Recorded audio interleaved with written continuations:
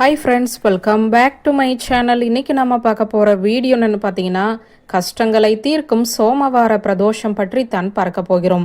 இந்த உலகமே அழிவதற்கு காரணமாக இருக்கக்கூடிய ஆழக்கால விஷயத்திலிருந்து இந்த உலகத்தை காப்பாற்றியவராக இருப்பவர் தான் சிவபெருமான்.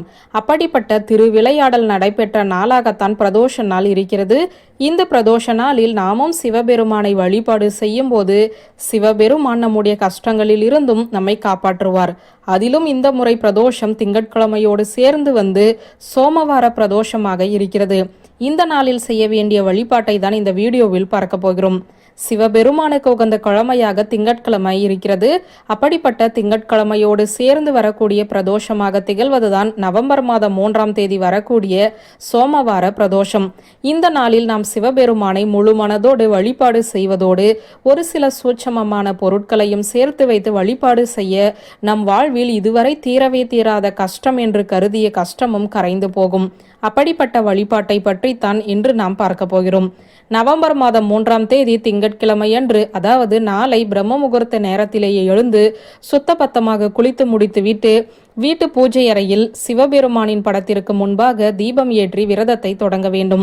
அவ்வாறு தொடங்கும் போது கையில் சிறிதளவு பச்சரிசியை எடுத்து முழு மனதோடு சிவபெருமானை வேண்டிக் கொண்டு பறவைகளுக்கு தானமாக தர வேண்டும். இப்படி செய்வதன் மூலம் சிவபெருமானின் அருளையும் சந்திர பகவானின் அருளையும் பரிபூரணமாக பெறலாம்.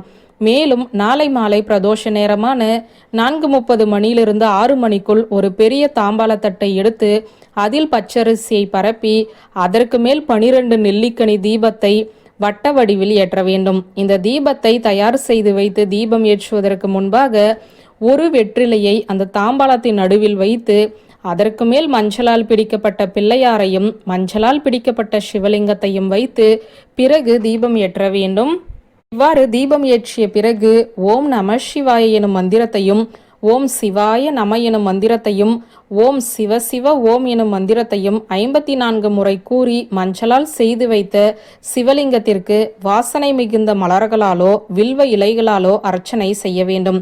பிறகு அந்த தீபச் சுடரொளியை பார்த்தவாறு தங்களுடைய கஷ்டத்தை சிவபெருமானிடம் முழு மனதோடு கூற வேண்டும்.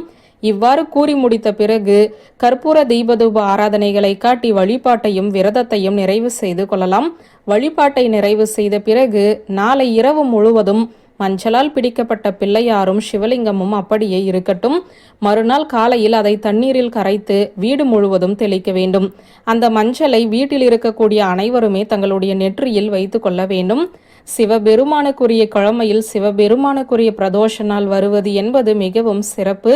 அப்படிப்பட்ட சிறப்பு வாய்ந்த நாளில் நம்முடைய கஷ்டங்கள் தீர இந்த முறையில் சிவபெருமானை வழிபாடு செய்வோம் என்ற தகவலை சொல்லி இந்த வீடியோவை நிறைவு செய்கிறேன். நன்றி, வணக்கம்.